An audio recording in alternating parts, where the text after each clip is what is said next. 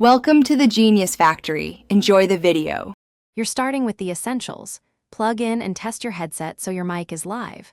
Once your device passes the system test, open Grow a Garden and go straight to Settings Audio. Make sure voice chat is enabled and choose Push to Talk or Open Mic. I recommend Push to Talk to avoid background noise. You'll also assign a key for Push to Talk. Set something convenient.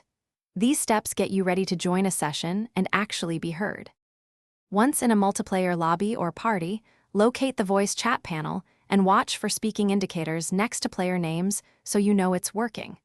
Make sure the game is using the correct input and output devices. Switch them if teammates can't hear you. Tweak in-game mic and speaker volumes so voices sit naturally over game sound.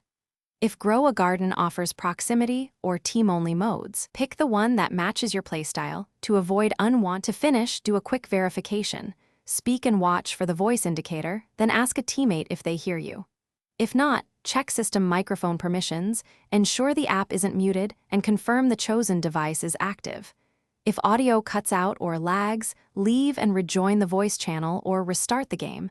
That often clears connection glitches. Finally, set mic sensitivity and use a noise-canceling headset so your voice stays clear. One troubleshooting tip: toggle Push to Talk to isolate input problems quickly. Thanks for watching. If you found this helpful, don't forget to like and subscribe.